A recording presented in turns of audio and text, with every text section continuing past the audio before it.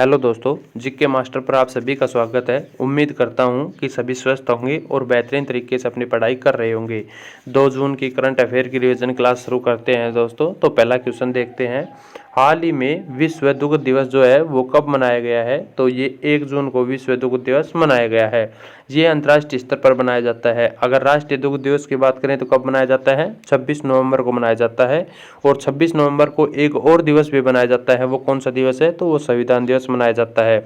अगर राष्ट्रीय दुग्ध दिवस की बात करें तो ये 26 नवंबर को ही क्यों मनाया जाता है? क्योंकि इस दिन वर्गीज कुरियन का जन्मदिन है। हैप्पी बर्थडे है दोस्तों।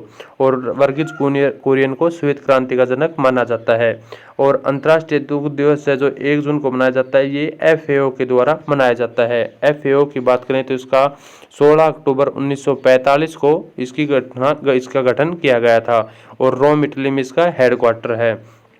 और दुग्ध उत्पादन में प्रथम की बात करें तो विश्व में अगर देखते हैं तो भारत पहले स्थान पर है। और भारत में अगर हम बात करते हैं कौन सा राज्य जो है दुग्ध उत्पादन में प्रथम स्थान पर है, तो वो है राजस्थान। और ऊन उत्पादन में भी राजस्थान पहले स्थान पर है। इसके अलावा कुछ और दिवसों की अगर हम बात करें जून के, तो विश्व पर्यावरण दिवस 5 जून को मनाया जाता है दोस्तों। और ये पहली बार कब मनाया गया था? तो 1976 में मनाया गया था। विश्व महासागर दिवस की अगर हम बात करते हैं तो ये 8 जून को मनाया जाता है। विश्व रक्तदाता दिवस की बात करते हैं तो ये 14 जून को मनाया जाता है। और इसमें सर्वदाता जो है कौन से ब्लड डोनर को कहा जाता है? तो O नेगेटिव को कहा जाता है दोस्तों। और सर्वग्राही किसको कहा जाता है? वो AB पॉजिटिव को कहा जाता है। इसके अलावा अंतर्राष्ट्रीय योग दिवस की हम बात करें तो वो कब मनाया जाता है? 21 जून को मनाया जाता है दोस्तों। अंतर्राष्ट्रीय ओलंपिक दिवस की अगर हम बात करते हैं तो ये 23 जून को मनाया जाता है। सूक्ष्म लघु और मध्यम उद्यम दिवस कब मनाया जाता है? MSME 27 जून को मनाया जाता है। अगला क्वेश्चन देखते हैं। हाल ही में वर्ष 2023 का पर्यावरण एयरलाइन का पुरस्कार किसको दिया गया है? तो कौन सी एयरलाइन को 2023 का पर्यावरण पुरस्कार दिया गया है? तो एतिहाद एयरवेज को दिया गया है। ये कहाँ की एयरलाइन है? ये UAE की एयरलाइन है। शीर्ष एयरलाइन का दर्जा किसको दिया गया है? न्यूजीलैंड की एयरलाइन को दिया गया है। इसके अलावा बात करते हैं एबेल पुरस्कार किसको दिया गया है? तो एबेल पुरस्कार 2023 लुई कैप्रेली को दिया गया है। अगर हम श्वसन प्रकाश संश्लेषण की बात करते हैं दोस्तों, पेड़ पौधों के द्वारा जो किया जाता है उसकी बात करते हैं, तो वो श्वसन में कौन सी गैस जो है वो कर लेते हैं? इन कौन सी गैस लेते हैं? O2 लेते हैं। और आउट की बात करते हैं तो CO2 करते हैं। ये मनुष्य की बात है। ऑक्सीजन हम ग्रहण करते हैं और कार्बन डाइऑक्साइड हम छोड़ते हैं। मिस इंडिया 2023 का खिताब किसने जीता है? तो नंदिना गुप्ता ने जीता है। और ये राजस्थान के कोटा की रहने वाली है। इसके अलावा बात करें वीरता पुरस्कार 2023 की, तो ये दीपिका मिश्रा को ने जीता है। ऑस्कर अवार्ड 2023 की बात करते हैं तो ये 95 नंबर के थे। और नाटो नाटो सॉन्ग RR जो फिल्म है उसका है, उसने जीता है। और MM की किरवानी द्वारा ये डायरेक्ट किया गया है। और द एलिफेंट विस्पर फिल्म है, इसको बेस्ट शॉर्ट फिल्म का दर्जा दिया गया है।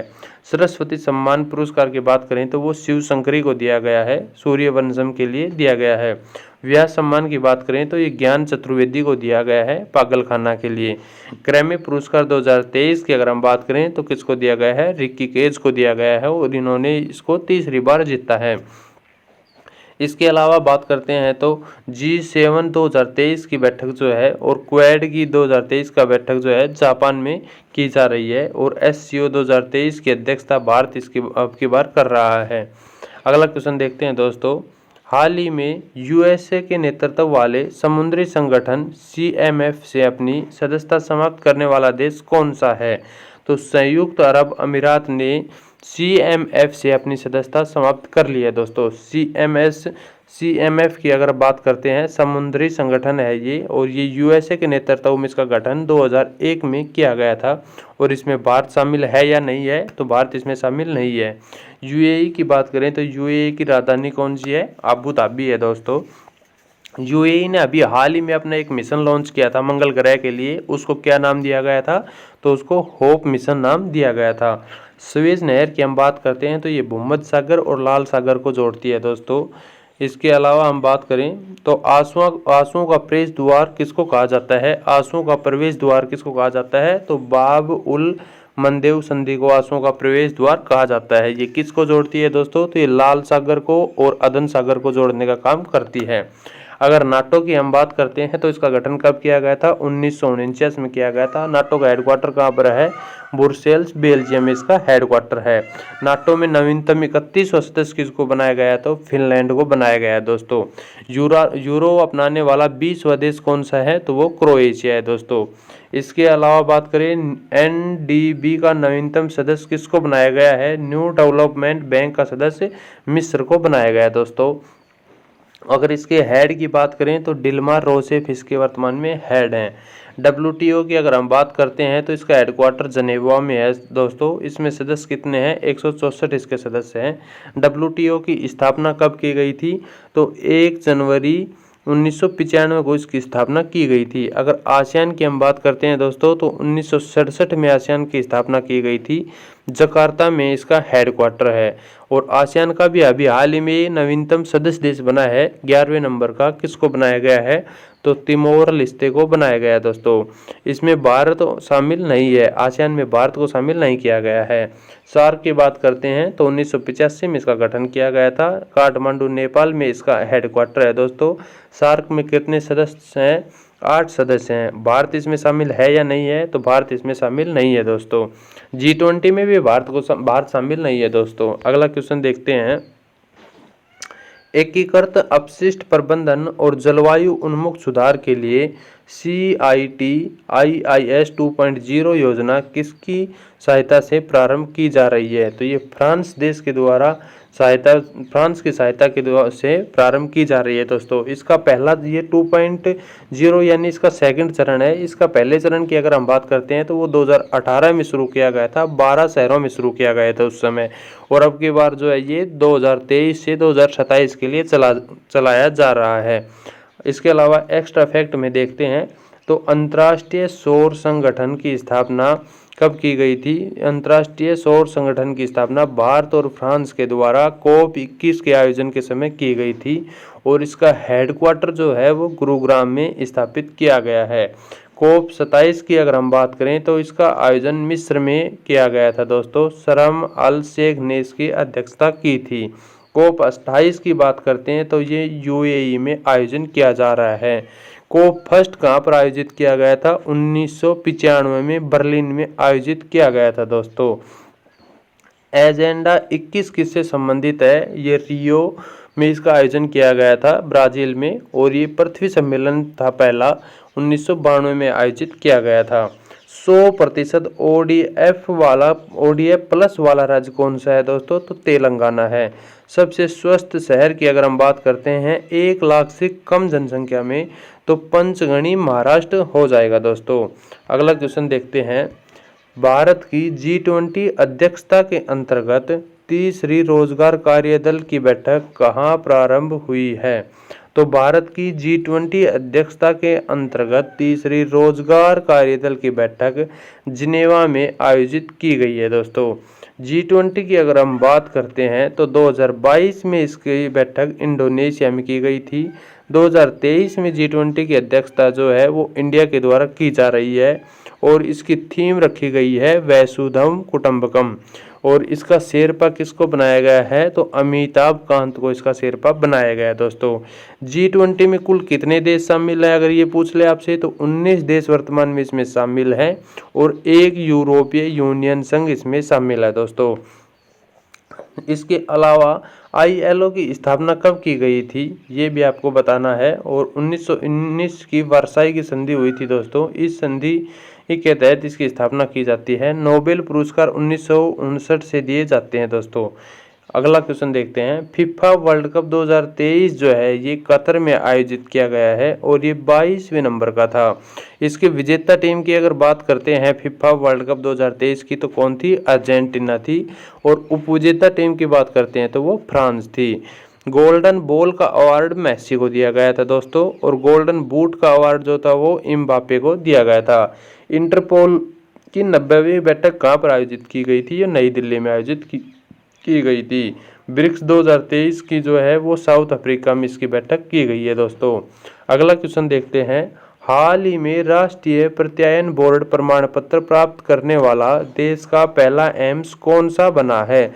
तो राष्ट्रीय प्रत्यायन बोर्ड प्रमाण पत्र प्राप्त करने वाला पहला एम्स बन गया है नागपुर महाराष्ट्र का। पहला हिंदी सम्मेलन जो था 1975 में, वो भी नागपुर में ही आयोजित किया गया था। इसके अलावा कुछ और भारत में प्रथम की बात करते हैं तो प्रथम मुख्य चुनाव आयुक्त कौन थे भारत के? सुकुमार सेन थे। आर्टिकल 324 में चुनाव आयोग का वर्णन किया गया है। वर्तमान में जो है राजीव कुमार मुख्य चुनाव आयुक्त हैं। वित्त आयोग की अगर बात करते हैं तो वित्त आयोग का वर्णन आर्टिकल 280 में किया गया है। केसिन योगी जो है पहले वित्त आयोग के अध्यक्ष थे और वर्तमान की अगर बात करें हैं तो नंद कुमार सिंह वर्तमान में वित्त आयोग के अध्यक्ष हैं। कैग की बात करें दोस्तों तो नरहरि राव जो थे पहले इसके अध्यक्ष थे। आर्टिकल की बात करते हैं तो 148 में इसका वर्णन किया गया है। अगर वर्तमान कैग की बात करें तो गिरीश चंद्र मुर्मू वर्तमान में कैग हैं। विधि आयोग की बात करते हैं तो विधि आयोग का गठन स्वतंत्र भारत में 1955 में किया गया था दोस्तों। पहले विधि आयोग के अध्यक्ष MC शीतलवाड़ थे और वर्तमान में 22वें के ऋतुराज अवस्थी इसके अध्यक्ष हैं। महान न्यायवादी की बात करते हैं दोस्तों तो आर्टिकल 76 में महान न्यायवादी का वर्णन किया गया है और MC शीतलवाड़ पहले महान न्यायवादी थे और वर्तमान में R वेंकटरमणी महान न्यायवादी हैं। विधि आयोग की अगर बात करते हैं तो 1955 में विधि आयोग का गठन किया गया था, जो कि आपको बता दिया है। नीति आयोग की अगर बात करें 1 जनवरी 2015 को नीति आयोग का गठन किया गया था। नीति आयोग का अध्यक्ष कौन होता है? तो नीति आयोग का अध्यक्ष दोस्तों भारत का प्रधानमंत्री होता है। उपाध्यक्ष कौन है? तो अरविंद पनगड़िया जो है इसके उपाध्यक्ष हैं। वर्तमान में जो पहले उपाध्यक्ष थे वो अरविंद पनगड़िया थे दोस्तों और वर्तमान में उपाध्यक्ष की बात करें तो वो सुमन बेरी हैं। RBI की अगर हम बात करते हैं तो RBI की स्थापना 1 अप्रैल 1935 को की गई थी। कौन से एक्ट के तहत की गई थी? तो 1934 के एक्ट के तहत की गई थी। RBI का पहले मुख्यालय कहाँ पर था? कोलकाता में था और वर्तमान में मुंबई में है दोस्तों। पहले गवर्नर की बात करें अगर RBI की तो ओसबोरन स्मिथ थे और पहले भारतीय गवर्नर की बात करें तो वो CD देशमुख थे दोस्तों।